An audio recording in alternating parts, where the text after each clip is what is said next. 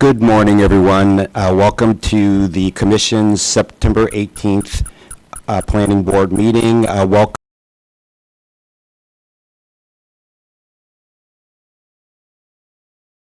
Meeting of the full commission, sorry. I hope everyone had a great summer. This is our first meeting after the summer break. So we'll start out with respect to the agenda. I have couple of items I want to move around here. 1C is the controlled substance policy definition change. I'd like to move that down under action and presentation items, and then I'd also like to move the closed meeting portion to the end of our open meeting section today. So if there are no other comments or changes, do I have a motion for the consent agenda, which is the approval of the revised commission meeting agenda and the resolution number 24-20, adoption of the Great Seneca Plan? So move. Seconded. All in favor? Is there a roll call? Yes. Sorry, who made the motion, please? Commissioner Giraldo. Bailey seconded. Yes. Roll call. Chair Harris. Aye. Commissioner Bartlett. Is that a thumbs up? I didn't hear. Thumbs up. Aye. Commissioner Henry. Thanks. Aye. Commissioner Linden. Aye. Commissioner Pettaway. Aye. Vice Chair Shapiro. Aye. Commissioner Bailey. Aye. Commissioner Giraldo. I vote aye. Commissioners Dorner and Washington are absent today. That's 8-0. Thank you. Thank you so much. Next is the approval of the commission meetings, the minutes of the open session, July 17th, 2024. Do I have a motion for approval? So move. Second. So it moved by Commissioner Giraldo, second by Commissioner Bailey. All in favor? Chair Harris. Aye. Commissioner Bartlett. Aye. Commissioner Hendrick. Aye. Commissioner Linden. Aye. Commissioner Pettaway. Aye. Vice Chair Shapiro. Vote aye. Commissioner Bailey. Vote aye. Commissioner Giraldo. I vote aye. 8-0. Thank you. Our next item is general announcements. This month, we're celebrating the Hispanic Heritage Month and also the National Prostate Cancer Awareness Month. For your information, we're going to item number 4, committee and board reports. In the package today, there is one, the 4A, the Employees Retirement System Board of Trustees regular meeting minutes from July 2nd, 2024. For your information, if there are questions or comments on that. If not, we'll move on to the next item. Hearing no questions or comments, we'll go to item number 6, action and presentation items. The first one is presented by Mr. Spencer. I'm presenting the resolution for wage increases for FOP and for command staff and cadets. As you may recall, in the early spring, we had an impasse. FOP declared an impasse during our negotiations, and that required then for us to go into arbitration. We went into arbitration on June 11th and 12th, and the arbitrator made a decision, or rendered a decision in favor of the commission's position, which was essentially a 3.5 merit, and essentially it was a 3.5 COLA. We are requesting that same COLA, which is the same that the general merit employees receive, and merit be provided to the command staff as well as to the FOP. I have a question. Who is speaking? Because we can't see you, and it's not showing up on the grid of presenters or attendees. Thanks. I'm not too sure if they have one. You might be best at taking a seat at the dais then. Is there a forward-facing camera that can be?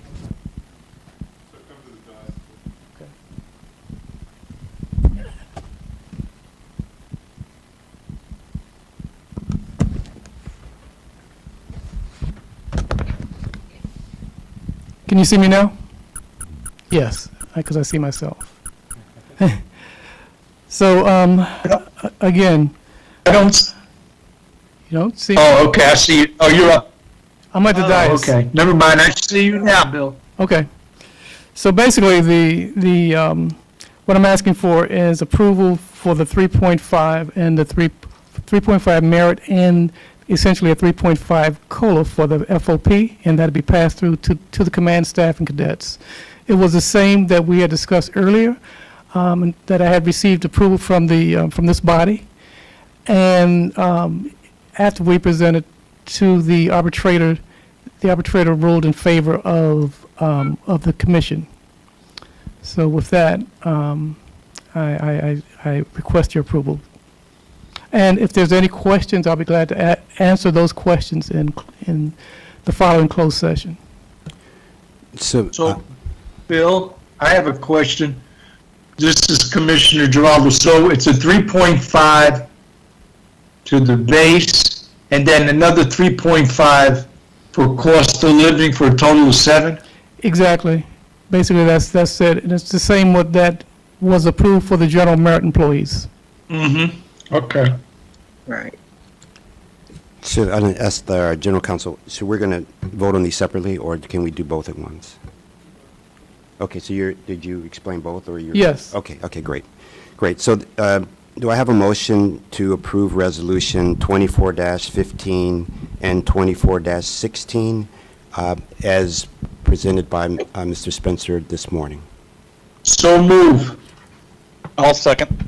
James. So Mr. Giraldo moved and Mr. Hedrick second. Do I have a motion and all in favor? Harris. Aye. Commissioner Barton. Aye. Commissioner Hedrick. Aye. Commissioner Linden. Aye. Commissioner Pettaway. Aye. Vice Chair Shapiro. Vote aye. Commissioner Bailey. But aye. Commissioner Giraldo. I vote aye. 8-0. Thank you. Thank you. We'll move on to the next item, 6B, Benefits Programs Rate Changes. Mr. Allen and Ms. Donald will present that this morning. Would you like to sit so Yes, please. And if you, oh, are they online? She's online. I am online. okay, great. Good morning, Commissioners. I'm Todd Allen, and I'm Director of HR. The bulk of the presentation will be by Jennifer McDonald, our Benefits Manager, who's done a great job. I'm going to turn it right over to her to kick off the presentation.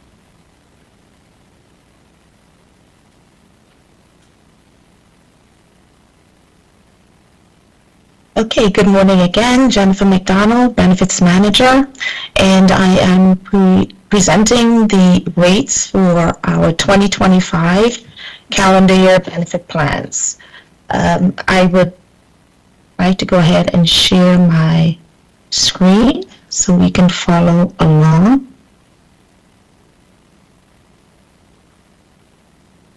Can everyone see my screen? Yes. Yes. Okay, great. So each year we evaluate our plans, we take a look at our past experience. This is done in conjunction with our actuary Aon Consulting. As a refresher, our plans are either fully insured or self-insured. Our fully insured plans, there's a premium, the insurance carrier bears the risk. Then there are some plans that are self-insured where we manage the funds, we pay the claims, we bear the risk, but we do have a stop-loss policy in place for claims that exceed a certain amount, which is currently $450,000. So Aon calculates the rates for our self-insured plans, whereas the vendors quote us their rates. We really don't have any leeway on changing the vendors for the fully insured plans. Aon does negotiate sometimes on our behalf, and they may bring the rates down a little bit, but pretty much we have not much control over the fully insured rates. So for 2025, we have some decreases and we have some increases. Let's start with the medical and prescription plans. The medical plans are increasing on average by 14.3% for 2025. The range is about from a 5.4% to a 21.7% increase for the prescription plan. I'm going to jump over to this screen, which gives you a high level. Let's see, it's cutting off somewhere. Here we go. So as I mentioned, our EPO plan has a 5.4% increase. Our point of service plan will see a 16.2% increase. For our retirees who are in the Medicare complement plan, they will see a 12.9% increase. For the prescription plan, 21.7% increase. And for our Kaiser plan, it's a 7.1% increase. I'll go back to my presentation. Jennifer, can we ask question now, or do you prefer Oh, sure. to ask later? This is Mitra asking. Yes, Mitra, hi. Hi, how are you? I'm just fine. wondering that, is there any reason that the rate are so high for prescription and also for the individual plan? Is it based on last year usage, or is it based that our population, employees are getting aged? Do we have any idea, or is it that the cost of the prescription or other things has gone up so high? 21% is a lot. 21% is a lot. And as you all know, there has been an increase, a significant increase in the use of the GLP-1 drugs, which are the drugs for diabetes and obesity, like the Ozempic and the Wegovy, Mounjaro, those types of drugs. So that has definitely contributed to the increase in the prescription drugs, along with the typical trend. As we all know, medical costs, prescription costs are going up.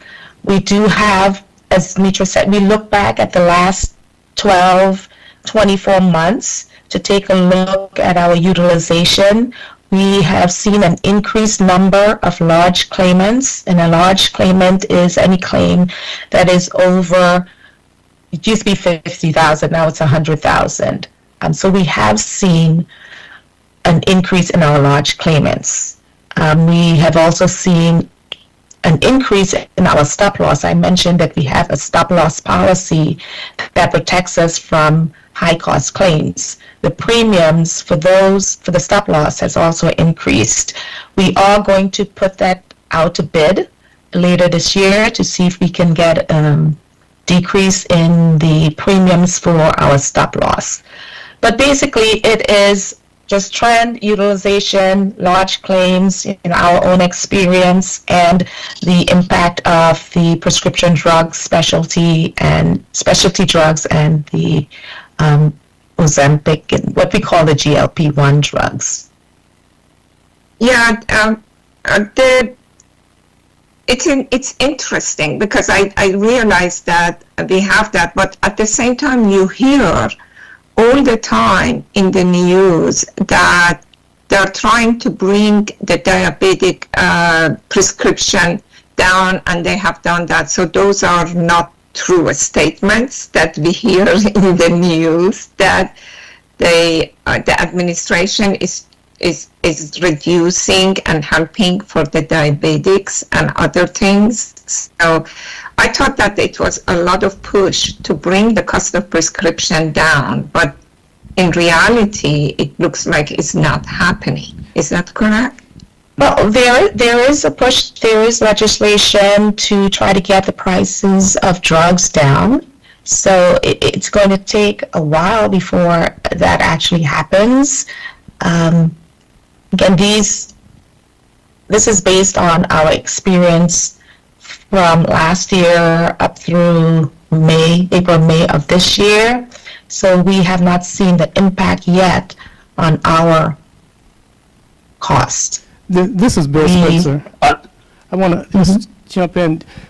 Because you've heard a lot about these weight loss drugs and how popular they become, that's also a heavy driver. So it's not just that they're being used for the purposes of diabetes.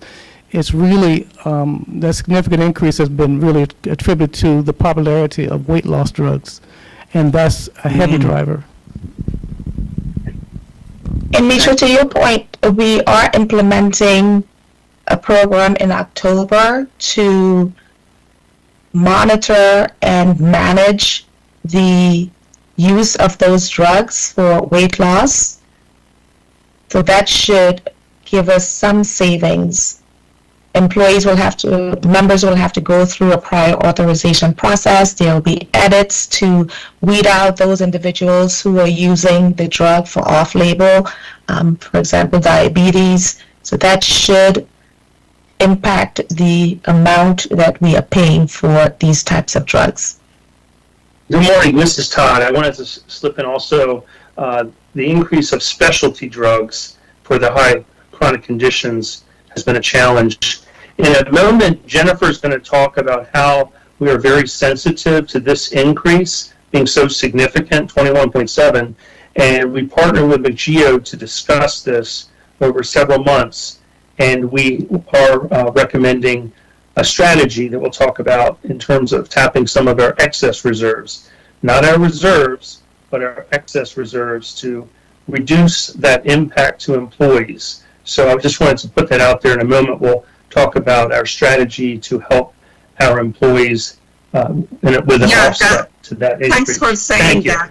Yeah, because I was wondering that this increases in regard to actual dollar amount to employee, how much that would be. Yeah, thank you so much for... I don't know exactly what we are talking about. Yeah, Yes. Mitra, later in my presentation, I will be able to share the exact dollar impact to our employees. Okay, thanks. Because I know when you throw out a percentage out there, it doesn't mean anything if you don't know what the actual dollars are. Yeah. Okay, So I will share that with you later. Okay, so for the medical and prescription, they are... Hands up. Oh, Can sorry. I throw a question real quick before we go on?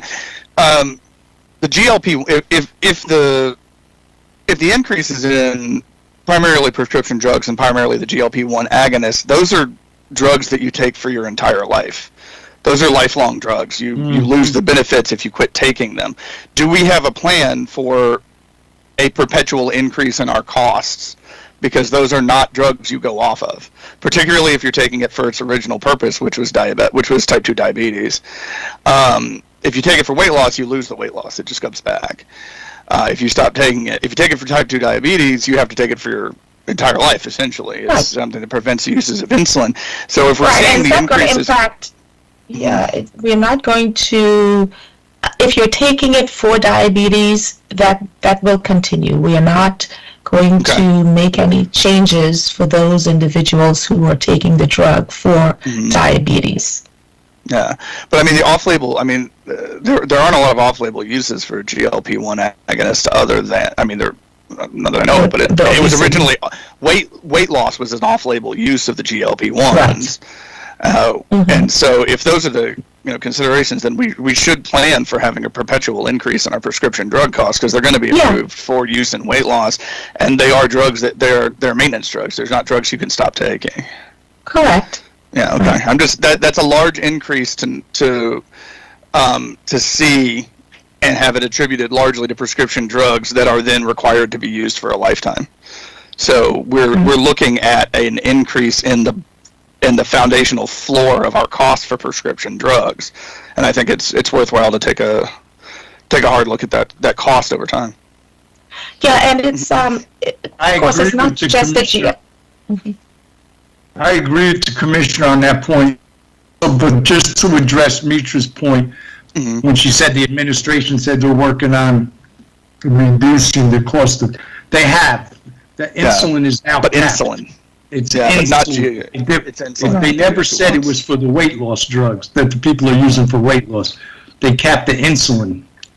But I thought that weight loss, if it is just for the purpose of weight loss, is not approved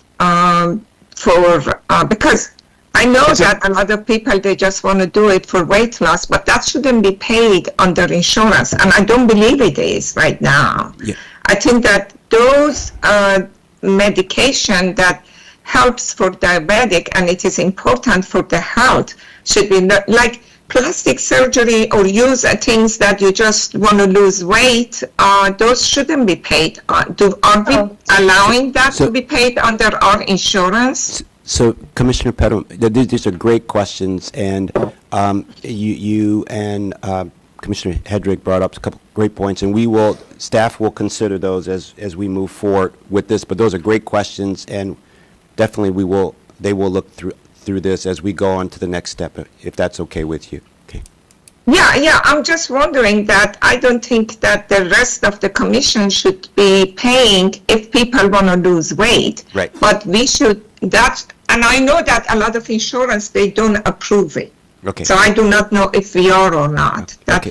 I was wondering. Yeah, duly noted, and we'll get back to you about the long-term piece around this. So, Okay. if staff can continue their presentation, that would be great. Yeah, so just to put it in perspective, last year, the premiums for our prescription plan was flat. In fact, the actuaries calculated a decrease of a percentage point. We kept the rates flat. So it's volatile right now. Last year was 0, this year 21.7%. And as Commissioner Harris indicated, we are putting plans into place to address this. Thank you. All right, where was I? Okay, so moving on to the other plans, we will not see any increases for our vision premium. There will be no increases for our dental plan.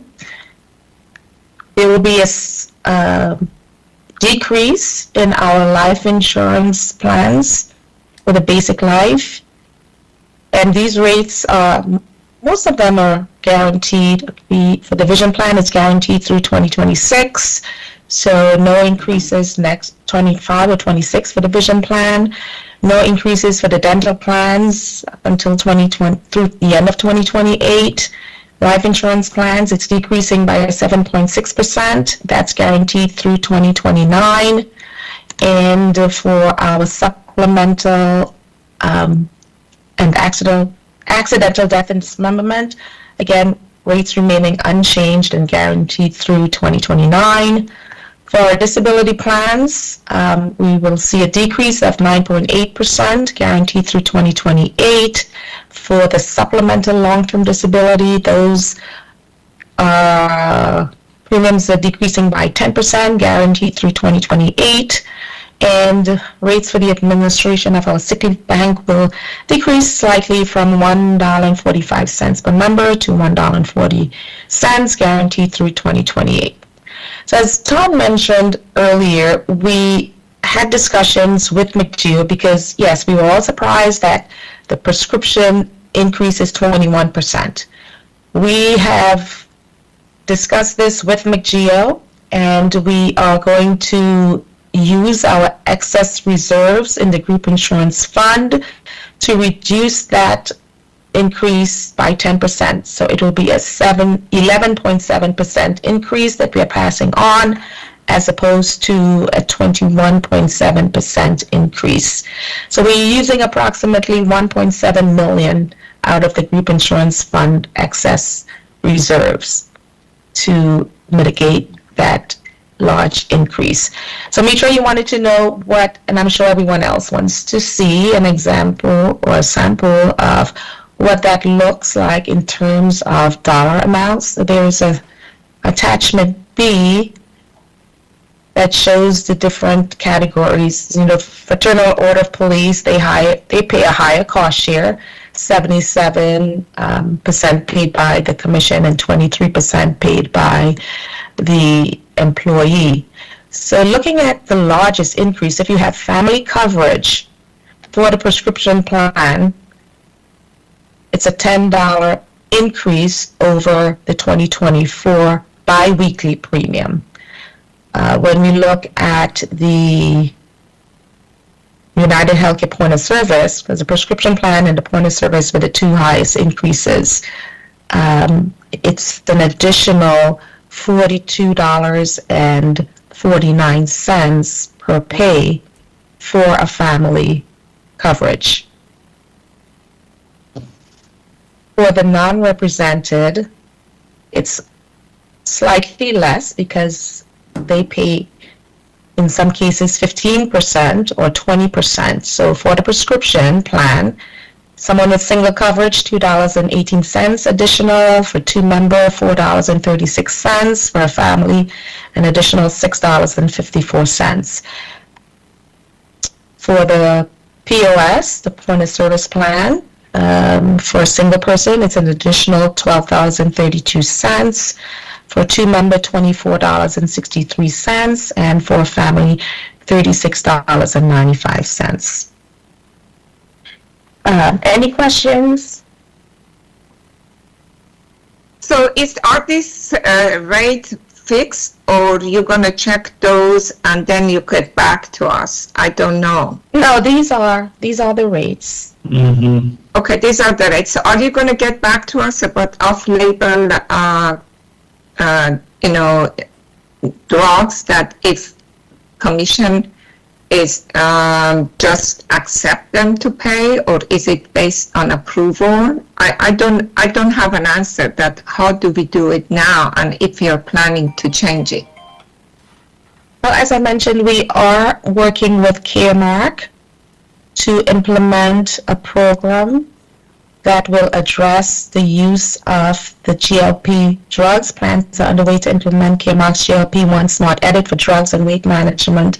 And we're not going to wait till 2025. We're going to start that program October 1, 2024. I can give you more details about how that plan works, but we are addressing use of drugs for weight management as opposed to what it was intended for, which is the diabetes. When you're saying you're addressing it, can you be more specific what that means? Okay, so we're putting a program into place that is called a Smart Edit. So when the member presents a prescription at the pharmacy, it will go through what is called a prior authorization. So the doctor has to answer certain questions. They have to provide documentation that proves that this drug is being used. But before we even get to that, the pharmacy or Caremark will look at the individual's past history. If there has been a diagnosis of diabetes, the drug will be approved. If there is no diagnosis of diabetes in the person's past, I forget, 12 months, I don't know how far back they go, then it will be denied, or they will ask for more information from the provider, from the doctor, the prescribing doctor. So they're going to look into it, and they see that if it is medical reason, it's going to be approved. But if it is not medical reason, it would be denied. Correct. Okay, thank you. That was my question. I've got a question to dovetail on that. So has any consideration been given that those people who may be using it for weight loss can pay a higher percentage for that drug so that the co-pay would be higher, so the drug would still be available? So what we pay would be less than what we pay for an employee who is diabetic. No consideration has been given to that. We are looking at implementing some weight management programs for those individuals who may need help losing weight, but we're not going to change our copay structure to pay for those drugs. And I don't think it's the right thing to do either. I agree with the way that Jennifer is doing it. If someone wants to lose 5 or 10 pounds, it's healthier, it's better, it's more organic to go and do some hard work to lose some weight rather than just getting the medication. Well, the problem is there's people that are borderline or they're pre-diabetic. So I know. when I'm talking about you increase how much they would have to pay for the drug, and it would be much less than what the commission has to pay. I mean, so like a hybrid system. I mean, I don't know. Mr. Giraldo, yeah, this is, I think, it sounds like this is could be something we need to think through for the next time, and how we look at Right. these types of drugs, and these are all great questions, and staff will look into this. Yeah. And so if staff is any more you have to present on this one item? I believe I was at the end of my presentation. May I ask a quick question? Okay. Yeah. Artie? Yeah. Several of those drugs are FDA approved for weight loss. So we will cover them in that case. Is that correct? Because the semaglutides, I think Wegovy is the semaglutide, those are approved for use in weight loss by the FDA, and we will cover that, correct? Well, we will cover it if there are underlying conditions. I'll have to take a look and see what the criteria is for paying, because we just wouldn't pay it for anyone, but if there are underlying health conditions and someone is using the drug for weight loss, I'll have to get back to you on that one. Okay. I'm not 100% sure. I think Chair Harris's recommendation is good. I would like to hear more about this, because there are multiple uses for those drugs that are FDA approved outside of diabetes, and multiple of those drugs have at this point been approved for the use in weight loss and weight management. So if that's the case, I would like to, we should cover them for medical reasons, including anything that they're prescribed for that's on label. So I would like to hear more about that maybe next time. I agree. Sure. I will follow up. Okay, great. Are there any other, Ms. McDonald, are you finished with your presentation? Yes, I am. Okay, so do I have a motion to approve the benefits program rate changes that Mr. Allen and Ms. McDonald spoke of? So moved. I'll second it. Okay. A move by Vice Chair and a second by Mr. Giraldo. All in favor? Chair Harris, Aye. Commissioner Bartley, Aye. Commissioner Hedrick, Aye. Commissioner Linden, Aye. Commissioner Pettaway, Aye. Vice Chair Shapiro, Vote aye. Commissioner Bailey, But aye. Commissioner Giraldo, I vote aye. 8-0. Yep. And Ms. McDonald, would you make sure you get back, there were some questions Yes. by the next commission meeting, or you can send it out At before? the next meeting, yes. Yes, all right, thank you so much. We're on our next item is the Central Administrative Services Cost Allocation. Mrs. Charles is to present that this morning. Welcome. Good morning. Again, my name is Terry Bacote Charles, and I'm the Corporate Budget Director. I'm before you this morning for the item, which is consideration of the approval of the CAS cost allocation for the FY26 budget. This represents the outcome of an annual analysis that determines the bi-county labor cost split for the 6 departments.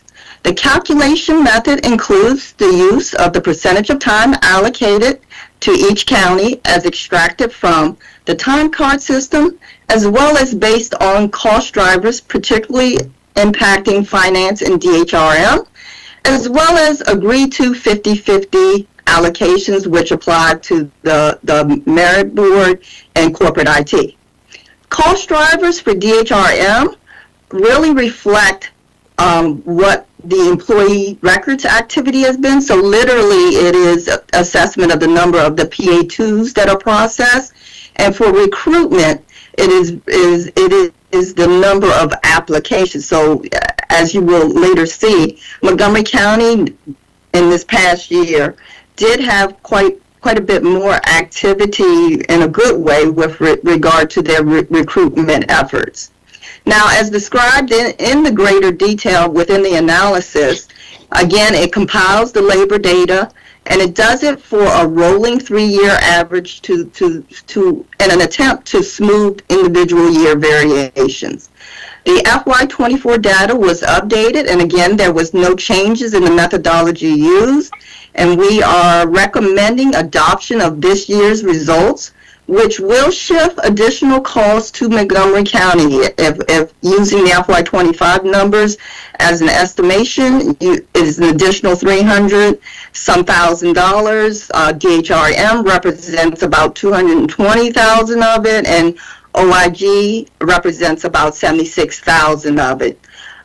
I do need to note, though, that this year's shift does also reflect the impact of an analysis omission in the current FY25 budgeted allocation. So basically, we are also seeing a catch-up effect, and that is what is. Can you hear me? Yes, please go. Hear you now. Okay. It's creating a catch-up effect that is impacting the proposed amount for DHRM and OIG. With that, I will pause and open the floor to questions. But again, we are recommending the adoption of this year's results. Are there any questions or comments from the commissioners? Yeah, do you have the adopted number to share with us, that what was changed from last year to this year? Within the analysis on I think it's in your packet on page 57, which is page 5 of the analysis, what you would be looking at I'm just trying to get that. Let me just Okay. try to get I'm it. sorry.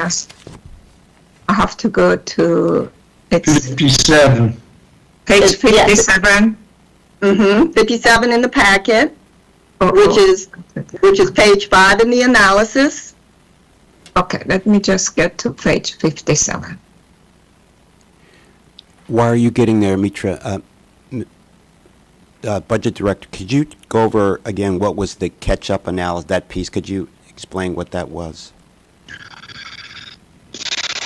That was the situation where, and as if you're looking at page 57, it is literally, if you look at the column that at the bottom of the page, the second set of tables, and the second column in that reads FY21 to FY23, Yep. and then compare that to what is listed 2 columns over, FY25 budget. Let's look at DHRM, the very first one. That first column, which was last year's analysis, had Montgomery County at 42.1% and Prince George's County at 57.9%.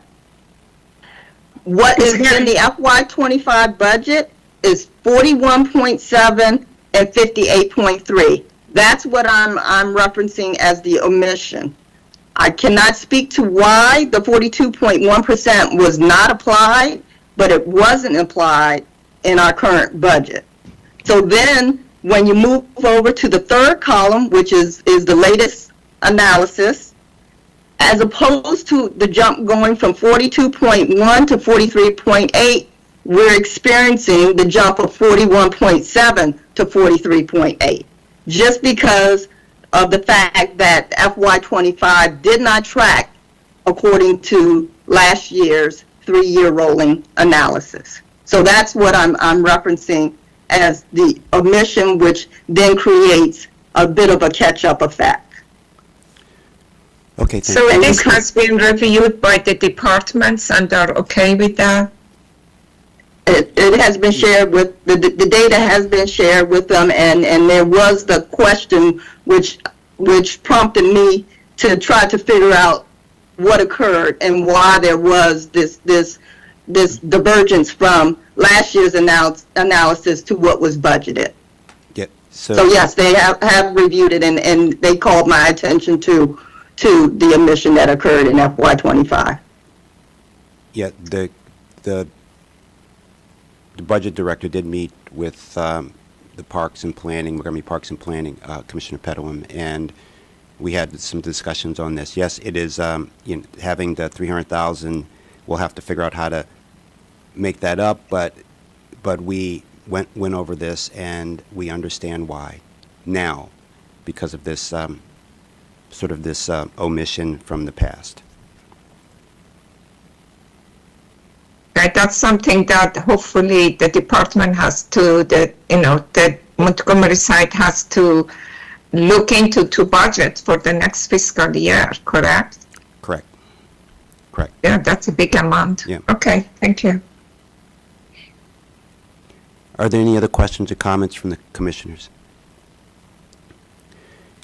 Hearing none, do I have a motion to approve the Central Administrative Service cost allocation for fiscal year 25 and the next, yes, fiscal year 25?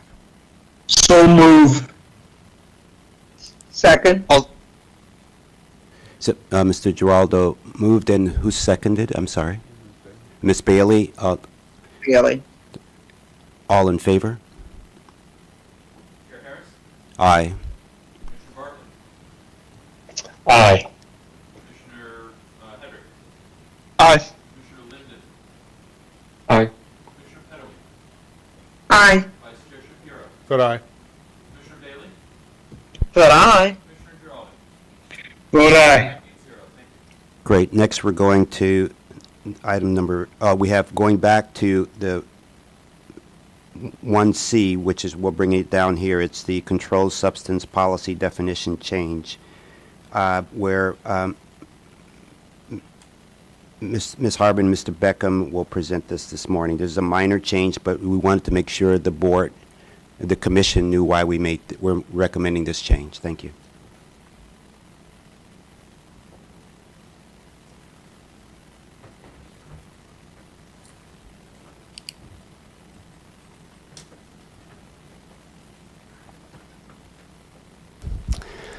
Good morning. My name is Michael Beckham. I am the Corporate Policy and Archives Chief for the record. With me this morning is Jessica Homer with the Office of General Counsel. Hello. We have before the Commission a request to approve a definition change in the controlled substance policy. This is item 1C in your packet and can be found on Circle page 19. So the Office of General Counsel, in their ongoing review of our policies, has found that the definition of impairment in our controlled substance policy needs to be updated to comply with the Americans with Disabilities Act. In particular, right now, it states that an impairment may be the result of either drug or alcohol dependency or abuse, or a physiological or, a psychological or a physical disability or disorder. And so, under the Americans with Disability Act, either a alcohol or drug dependency may be considered a disability. And likewise, those disabilities, as well as a neuropsychological or a physical disability, they would be evaluated under the Americans with Disabilities Act the same way, meaning that the agency would need to determine whether or not the employee can perform the essential job functions of that position with or without an accommodation. And so for those reasons, we're asking for the Commission's support to amend this definition to simply say that impairment may be the result of either alcohol or drug use, period, which would result in the inability of that employee to perform their job functions. So I'd be happy to answer any questions the Commission may have, and we ask for your vote of approval. Thank you. So I have a question. So when we define impairment, do we have to put in, if you look under the ADA, the person has to be in recovery, right? My understanding is that for alcohol use, they do need to be in recovery. For substance abuse, I know that it is different, and I'll defer to Jessica to speak to that. Okay, thank you. Yeah, so for drug use, the person has to be in an active recovery program and off drugs. For alcohol abuse, the person, there's a variety of ways that that can show up. So, but in general, there are some caveats within the ADA. If a person uses alcohol, not on the job, obviously that would be a different conversation. But if a person uses alcohol and is going through an addiction program and has a slip up, that doesn't automatically result in termination if it happens off the job, right? So there's a little more leeway with alcohol than there is with drugs within the Americans with Disabilities Act. Oh, I thank you for that. But my question is, where we have the impairment, do we need to put in there that they have to be in recovery? That's my question, or no? I think that the pragmatic answer of this policy change and the definition change is that whether they're in alcohol use because of recovery or not, if they're impaired at work, it's a problem. So I think going into the technicalities of impairment is further than we need to go. Okay, thank you. Are there any other questions or comments from the commissioners? None being heard, do I have a motion for approval of the controlled substance policy definition change? So moved, Mr. Chair. Second? Moved by Mr. Giraldo, second by Commissioner Bailey. All in favor? Chair Harris, Aye. Commissioner Bartley, Aye. Commissioner Hedrick, Aye. Commissioner Linden, Aye. Commissioner Pettaway, Aye. Vice Chair Shapiro, Vote aye. Commissioner Bartley, Commissioner Bailey, Vote aye. Commissioner Giraldo. I vote aye. 8-0, thank you. Thank you all. And we're next on the Thank you. officers' reports, the executive director's report. There are two this month, the MFD quarterly purchasing statistics for information only, and the quarterly budget transfers report for information only. If there are no questions or comments, we'll move on, but just, okay, hearing none, well, there's no secretary's treasurer's report scheduled for this month. We're going to our last item of the open session, general counsel, where we have the litigation report for information only. If there are any comments or questions, and also we have the general counsel here to talk about our MACO conference. So, any comments or questions on the litigation report? And if none, welcome, General Counsel Borden. Thank you. Deborah Borden, for the record, General Counsel. Just want to give a very brief report on how we did at MACO. It was a resounding success. We had a huge participation throughout the commission. Both Montgomery and Prince George's helped us with the booth. The booth was an absolute amazing booth that everybody loved. And thank you very much to Montgomery Park's exhibit staff led by Christopher Ye. They did a phenomenal job. And we hope that we can do this again next year. It was a great thing for us to do as one commission. We all came together and we had a wonderful, wonderful experience at MACO. Talking with people, talking up the commission, meeting with elected officials, their staff, as well as many people from the state government. And we got nothing but praise for our creativity and, of course, our wonderful swag. So I just want to say we really had a wonderful time, and I just want to share with you a little picture montage of our wonderful, there, can you see that? Okay, so that's just a snapshot of the various folks who stopped by our booth, the people who helped with our booth, and just everyone having a wonderful experience. So hopefully you can support us doing that again. It was great, and like I said, it was a really a good experience for all of us to come together and have participation in that booth. I believe it's the first time the full commission has ever done a booth at Mako. So thank you very much, and I'm happy to answer any questions. Question, Ms. Borden? Yes. Is that our two planning directors doing karaoke? Is that what I see there? It is. It is. We tried to keep the secret, but had to include that. They did, like I said, such a wonderful job, and we had, this great one commission vibe going on. So I just think it was really special for us to do that together. Wonderful. I second that. I was there, and we just had a wonderful time meeting our state delegates and senators and bonding with our commissioners on both the Montgomery and Prince George's side. So thank you, everyone. So this ends all of our items on the open session. What we'll do is we'll go to closed session and then come back, Mr. Adams, to end our commission meeting today. So pursuant to the Maryland General Provisions article of the Annotated Code of Maryland, Section 3-305B, 1, 9, and 14.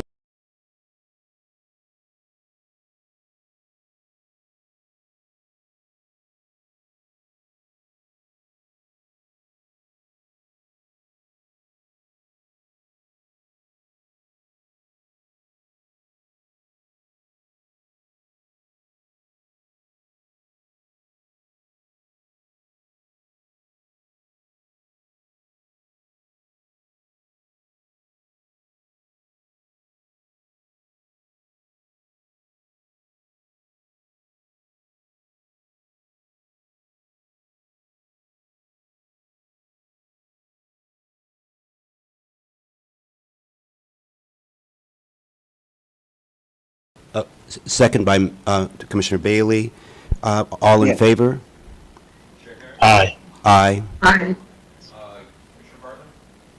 Aye. Commissioner Pedrick? Aye. Commissioner Linden? Aye. Commissioner Pettigrew? Aye. Vice Chair Shapiro? Vote aye. Commissioner Bailey? But aye. Commissioner Geraldo? I vote aye. 8-0, thank you.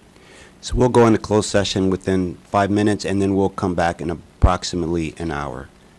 Thank you. Okay, thank you.